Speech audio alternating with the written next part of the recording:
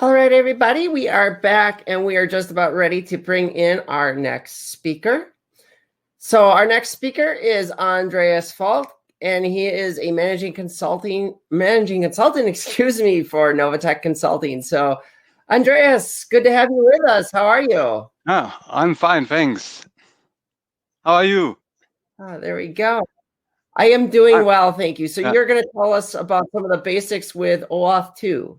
Yes, and OpenID Connect. Awesome. Well, with that, I will bring in your screen and we will send you on your way. Thank you very much. Remember, folks, enter your questions into the Q&A panel. And at the end of Andreas's talk, we'll have time to cover those questions. All right. With that, Andreas, it's all yours. Yeah, thank you very much. So,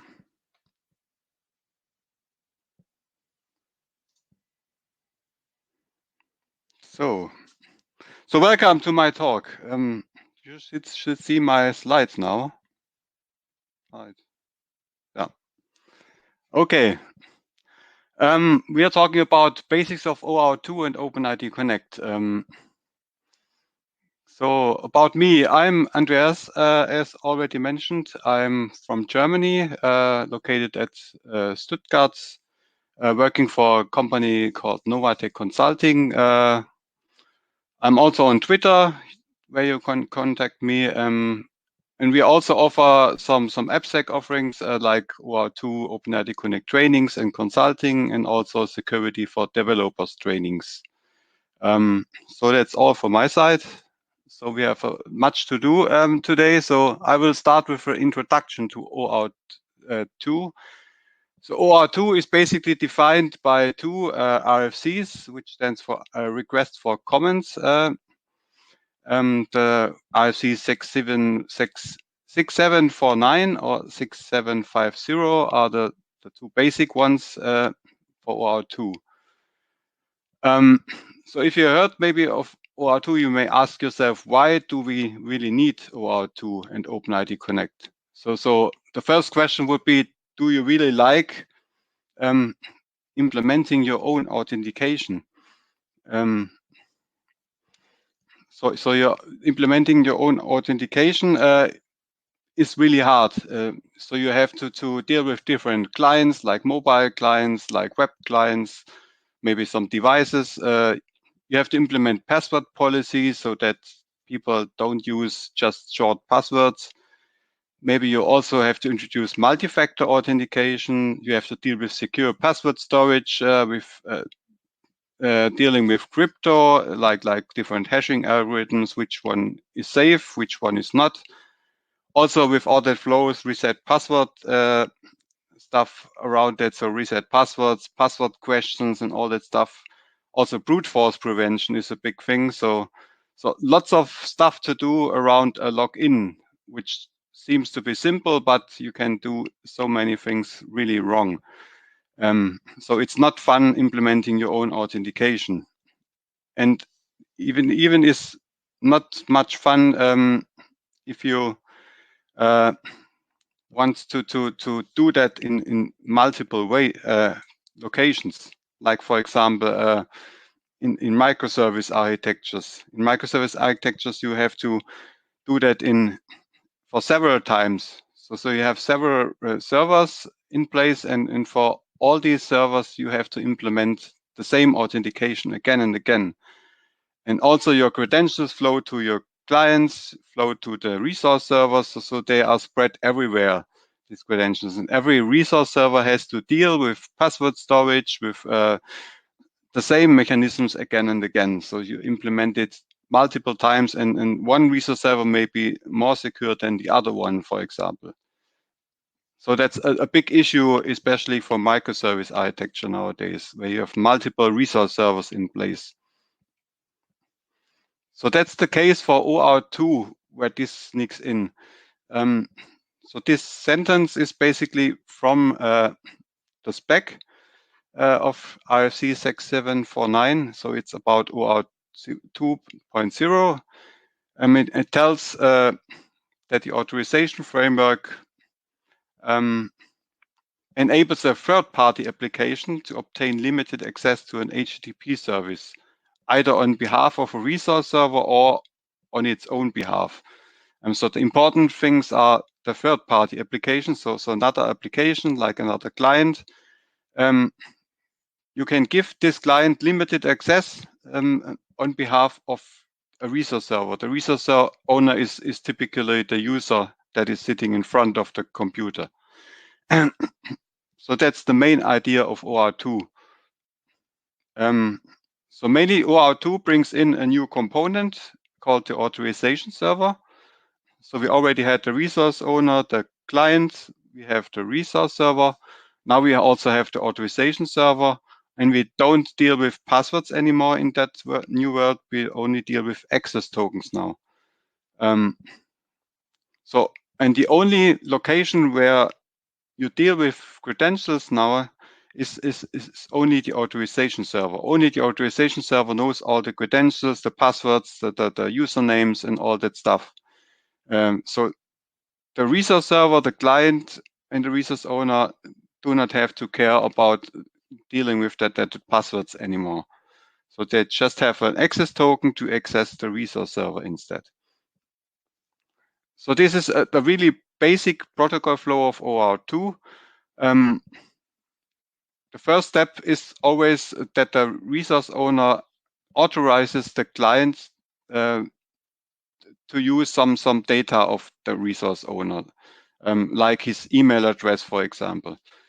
For this, the resource owner, the end user, typically authenticates at the authorization server at the first place, and then what is called the authorization grant is kicked off.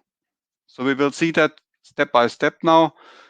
So the first step, you maybe recognize that you often have already used OAuth 2 without even noticing that it is OAuth 2 actually. So typically you try to log in to GitHub, for example, with some demo GitHub client as seen here on the left. Then you have to log in, give username and password to GitHub. The second screen you notice is also a big benefit of using OAuth 2 already. You get usually the two-factor authentication for free if you use OAuth 2 authorization servers. The usual implementation bring in the two-factor authentication by default, like GitHub. So you can use a YubiKey, for example, as a second factor as seen here. You just use that, and then you come to the final step of OAuth 2, you have the consent page. On that page, you can still deny access to the client for your data, or you can just prove that it's okay that the client uses your notification data or some personal user data of yours. And if that is fine, you can approve that, and then you can just use the application. So that's the basics of the first step to authorize the client in OAuth 2. So next step would be that the client receives what is called an authorization grant. The authorization grant is the proof by the authorization server that the resource owner has authorized the client correctly to use his data. And an authorization grant can be different things. So that's the most interesting part of OAuth 2, especially from the client side. So it's typically a credential representing the resource owner's authorization. And this is typically then exchanged for an access token in the next step. We will come to the authorization grant types in some minutes. If you have this authorization grant, then the client can exchange this authorization grant to an access token, also via the authorization server. On the right-hand side, you can see the response of that authorization server. So what you get back is typically an access token of token type 0. So that's also standard with some expiry time. So 1 hour, for example. And what you also get is a refresh token. A refresh token is used to always get a new access token if the access token is expired. So imagine that the user experience would be really bad if you had to log in every 5 minutes because the access token is expired. And the refresh token deals to improve that user experience in that way that if the access token is expired, you can use the refresh token to send it to the authorization server and just exchange the refresh token to a fresh access token again. You never can access a resource server with using the refresh token. That's only used for exchanging into a new access token. If you have the access token, then on the final step, the client can request a protected resource at the resource server, which is called the bureau token, put in the authorization header, which is just a normal HTTP header that has to be transmitted to the resource server. And after transmitting that bureau token in the header, you can access what is the protected resource. As I've mentioned, the authorization server is the central part here. OAuth 2 defines 3 different protocol endpoints that are provided usually by an authorization server. You have the authorization endpoint, which deals with all that authorization stuff, with authorization grants, handling, and this typically only deals with the resource owner directly. So no client interaction is involved here. So no client will ever see username, passwords, and stuff like that. So that's the target of that authorization endpoint. Then you exchange the grant into a token. That's done by the token endpoint of the authorization server. And the third one is called token introspection endpoint. This endpoint deals to validate access tokens that are issued by the authorization server. So you can always validate, send the access token to that endpoint and check if that token is still valid. So I talked about the authorization grant types. For this, I will just get back to some OAuth history. So OAuth initially started already in the year 2007 when OAuth version 1.0 was introduced. It was then finally released as RFC in year 2010 as revision A because they already detected some security problems in the original specification. 2 years later, OAuth 2.0 already was introduced because OAuth 1 had some really nasty drawbacks. So it was used for cases where it was never intended for. So OAuth 2 was invented to improve that. A year back, later, we already got the threat model for OAuth 2 with new security remediations. 2015 was introduction of the JSON web token, which we'll be talking about in some minutes. 2015, we got the proof key for code exchange. We will also talk about it in some minutes.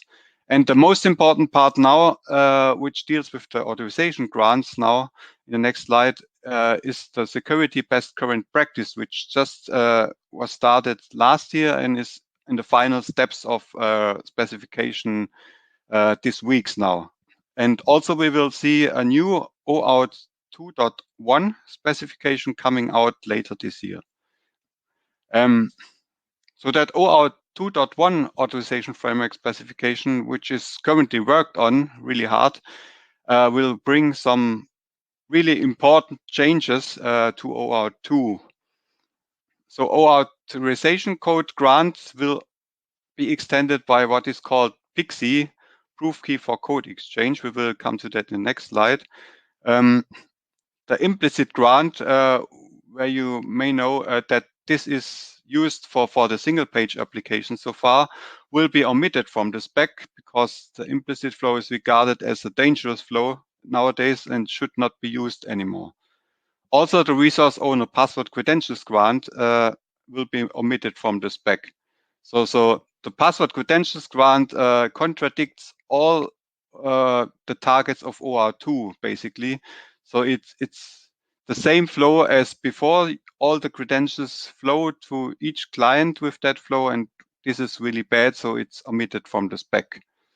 Also, redirect URIs must be compared now by exact string matching. There was lots of attacks going on OAuth 2 by allowing wildcards in redirect URIs, which is always a bad idea. Also, refresh tokens should either be sender constrained by mutual TLS, for example, or should be one-time usage only to also reduce the attack surface. And also, bureau tokens must not be sent in the query string of URIs anymore. You can read all that in the new spec that is coming up. I've put all the links in the slides, we will be shared later. So this brings us to the new authorization grant types of OAuth 2.1. For each client type except the client credentials client, the resource owner client, we have the same authorization grant. So that's quite simple now. For all typical clients where user interaction is involved, where the user has to type in username, password, and stuff like that, always use authorization code plus that PKCE addition. There you can also use refresh tokens with the restriction that they are only usable for one time. There's a special client type called the resource owner client, where you typically have the client as resource owner, so no user interaction involved. This is used for machine-to-machine communications. Then you have to use the client credentials authorization grant. So you only have two different authorization grants now: authorization code with PKCE and client credentials. So that PKCE stuff is in addition to the authorization code flow, and that's because public clients, like for example a single page application which runs in the browser, cannot hide static secrets. So imagine you have that client secret which is required by the authorization code flow originally, stored somewhere on your JavaScript code on the browser. Everybody could just grab that client secret, so it's not safe anymore. And that proof key for code exchange just changes that. It adds a dynamic secret instead of the static secret. So you cannot grab the secret anymore. It's just regenerated for each request in a new way. So every client has to create a random key called the code verifier. And when requesting the authorization grant from the authorization server, it has to hash that code verifier with SHA-256, which is called the code challenge. Send that together with all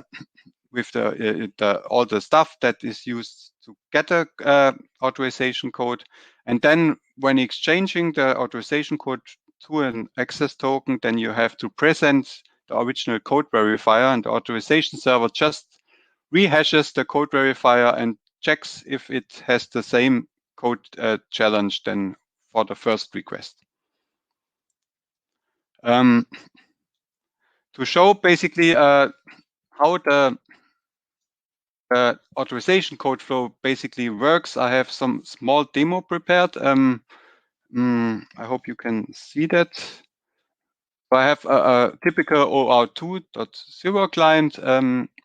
The first step would be to initiate the authorization request to the authorization server.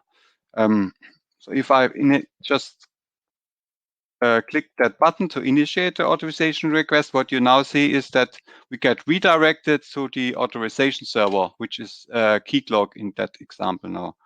I just log into that server, and what I get back now is that authorization code. So you typically won't see this step in usual applications. So usual applications do that in one rush. They get the authorization code back, and then they exchange it in the next step already into an access token. In that demo client, we can see the authorization code. It's a really long random string. And the important stuff here as well is that it only is valid for 2 minutes exactly. So because it's always done in one rush, the authorization code can have a really short lifetime. So in the next step, I just request the token, and what I get back is the access token. In that case, it's a JSON web token. So these are typical that these 3 steps which we have. So the authorization step, and then that we get back the code and exchange that to a token. So that was basically OAuth 2. OAuth 2, in fact, is not an authentication protocol. There's always a lot of confusion going on by people misusing OAuth 2 as an authentication protocol. OAuth 2 does not specify anything to use for identification of a user. So typically OAuth 2 has no JSON web token defined. So JSON web tokens come into play with OpenID Connect. OpenID Connect started to make JSON web tokens mandatory as ID tokens. So I have a sample prepared to differentiate OAuth 2 to OpenID Connect. So OAuth 2 is typically compared to what we call the valid parking model in the US. You have a permission delegation. You just give your car key to the servant that parks your car for just one reason, to park your car. So with a limited permission, he cannot go on holiday with your car or do his own things with your car. That's not allowed. And the second case is OpenID Connect. So if you try to check in some hotel, usually you have to show your identifications. So it's not sufficient to give the car key to that hotel registration to check in. So that's typically an OpenID Connect model for authentication. OpenID Connect is based on OAuth 2 authorization framework, which makes it really important to understand OAuth 2 basically. But it brings also into the table that JavaScript object signing and encryption stuff, like JSON web tokens, like the JSON web signature to sign a JSON web token, or JSON web keys to get a public key to validate signed JSON web tokens, for example.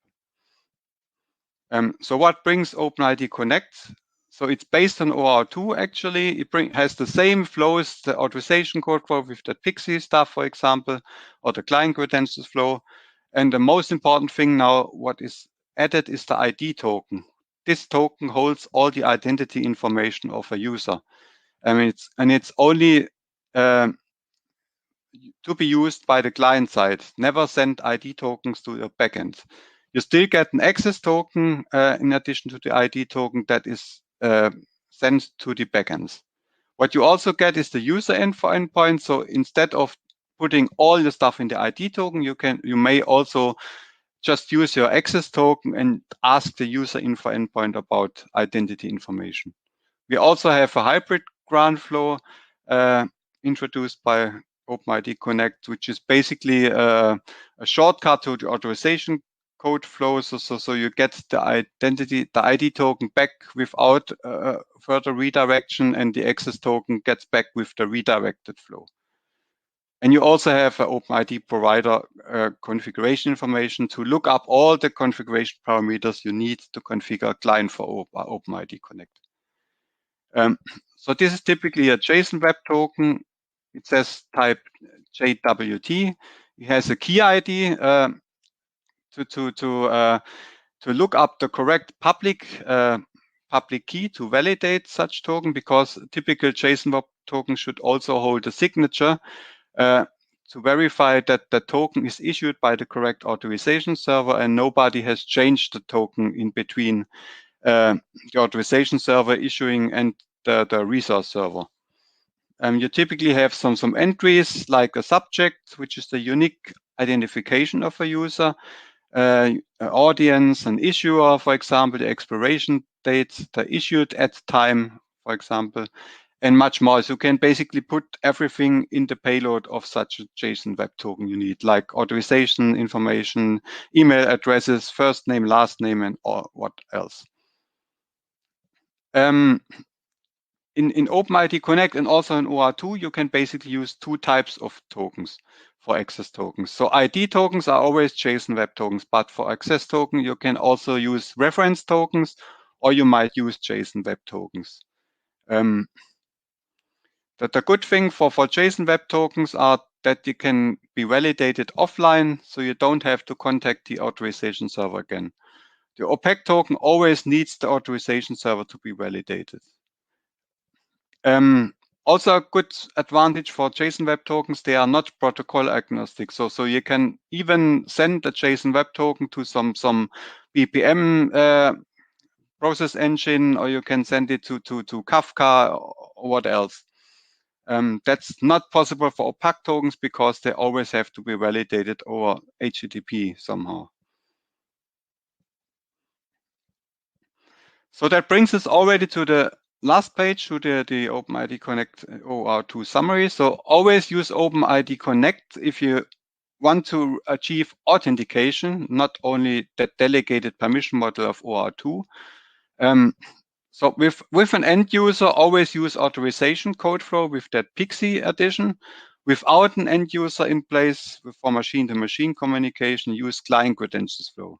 Do not use implicit or resource owner password grants anymore. It's not advised to use these anymore. ID tokens must be JSON Web Tokens. Access tokens may be JSON Web Tokens. And also important, always validate tokens and keep their lifetime really short. So access tokens typically only have a lifetime of 5 minutes.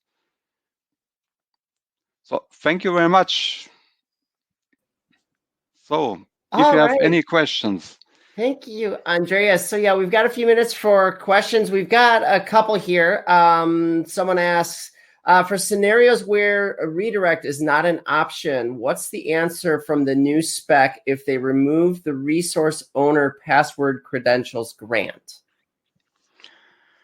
Yes, that's that's a bigger issue. Yes, that depends also if you need a user interaction to place. So if you have a machine-to-machine communication, then just use the client credentials flow that does not need any redirection.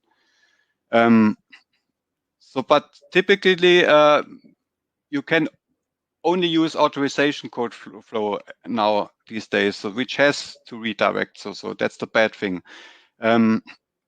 It depends on what client you actually want to use for that OAuth 2 thing. So if you have a really old legacy system, then if you can take the risk, you may still use the password credentials flow. But that's really the only exception to use it. Okay. Another question that came in from a pen tester's point of view, what are some of the different test cases or attacks we can perform to test OAuth and OpenID implementations? Oh, that's really hard. I know we could probably write another masterclass on that alone, right? Yes.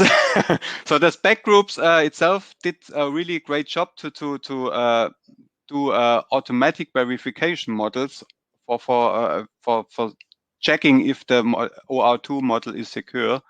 So that's done pretty much these days. So they want to make sure that the next iteration of OAuth 2.1 is not becoming insecure in 2 more months again. So that's why they put in an automatic verification model already in place.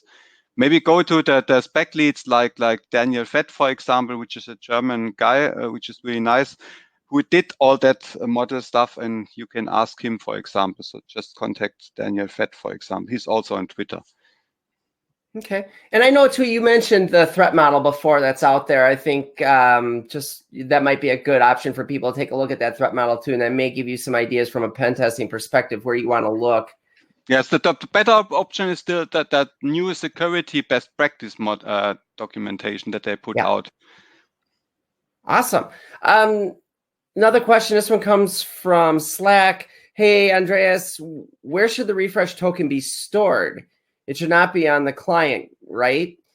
Because if so, I can see a need for an access token or no need for an access token at all. If I have both, am I not seeing something? Yes, that's a good question. So browsers are not a good place to store secrets anymore. So that's why we also look for other patterns, like a backend for front end pattern, for example. You might have seen that pattern already.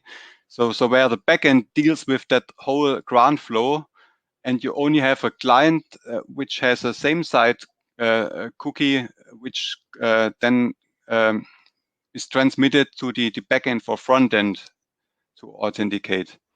So that's the typical pattern to solve that problem nowadays. Okay. And let's see, it just disappeared. If I have an app like Facebook, it can't be another way to authenticate the user if he doesn't have his credential. I can use password grant type for this case. I don't know if I got this right. Yeah, I think they're asking, can I use a password grant type? I'm not totally sure if they're asking about using OAuth as authentication, or if this is a question about OpenID. Maybe, why don't we take that one to Slack? Last question, then I think before we let you go, can we use OpenHSM solution to store the credentials? You mean that the credentials on the authorization server side?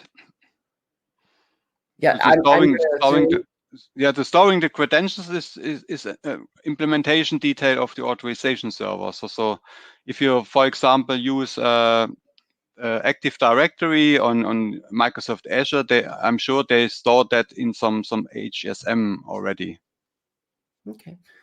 Awesome. So Andreas, are you going to be available in Slack for a little while Yes. after this? Yeah, of course. Terrific. So we've got a break coming up now, folks, and you can definitely talk with Andreas more in Slack. I know there's some conversation going on there already. One last thing to the person who mentioned or had the question about pen testing before, we do have a talk coming up later today that is going to discuss some of the ways to hack OAuth. And so perhaps that might be another talk for you to check out that might have some helpful information for you there. Andreas? That's correct. He will have more attacking stuff on that. Perfect. Yeah. Awesome. All right, Andreas, thank you so much. And thanks, everybody. We are going to go to break here and we will come back soon. Yeah. Bye.